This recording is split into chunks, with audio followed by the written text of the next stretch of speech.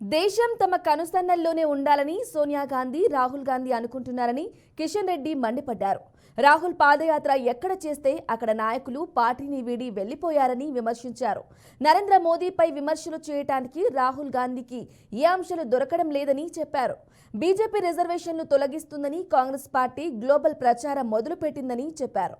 BJP, BRS ఒకటి అంటూ రాహుల్ గాంధీ, రేవంత్ రెడ్డి ప్రచారం చేశారని అన్నారు. అందుకు ఒక్క సాక్ష్యం చూపెట్టాలని రేవంత్ రెడ్డికి సవాల్ విసిరారు. భారతీయ జనతా పార్టీని విమర్శించేటువంటి నైతిక హక్కు కాంగ్రెస్ పార్టీకి లేదు. ఈ దేశంలో అత్యున్నత నుండి పదవుల నుంచి మొదలు పెడితే నిన్న మొన్న ఎమ్మెల్యే పోస్టుల వరకు కూడా, ఎమ్మెల్యే అభ్యర్థుల వరకు కూడా భారతీయ జనతా పార్టీ అన్ని రకాలుగా ముందున్నది. బీజేపీ ఒకసారి రాష్ట్రపతి చేయడానికి అవకాశం వస్తే ఎస్సీను అయినటువంటి ఎస్సీ సామాజిక వర్గానికి చెందినటువంటి రామ్నాథ్ కోవింద్ గారిని మేము మొదటిసారి రాష్ట్రపతి చేశాం.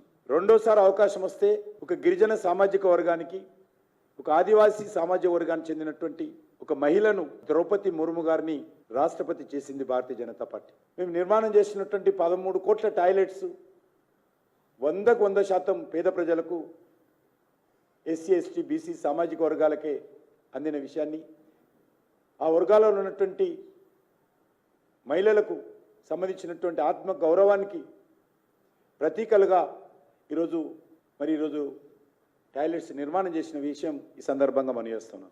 కానీ కాంగ్రెస్ పార్టీ బట్టకాల్చి మీదేసే ప్రయత్నం చేస్తూ ఉంది. లేని విషయము ఊహించి భ్రమ కల్పించడం. అంతకంటే దుర్మార్గం ఏంటంటే సిద్దిపేటలో అమిత్ షా గారు చేసినటువంటి ఉపన్యాసాన్ని ఒక జాతీయ పార్టీ, రాష్ట్రంలో అధికారంలో ఉన్నటువంటి పార్టీ, లోక్సభలో కాకపోయినా రాజ్యసభలో ప్రధాన ప్రతిపక్షమైనటువంటి పార్టీ, అనేక సంవత్సరాలు దేశాన్ని పరిపాలించినటువంటి పార్టీ, ఒక కేంద్ర హోంమంత్రి ఆయన ఉపన్యాసాన్ని, తెలంగాణ ప్రజల ముందు ఇచ్చినటువంటి ఉపన్యాసాన్ని మార్పింగ్ చేసి అఫీషియల్ ట్విట్టర్లో పోస్ట్ చేయడం అంటే కాంగ్రెస్ పార్టీ ఎంత దిగజారిందో అర్థం చేసుకోవచ్చు.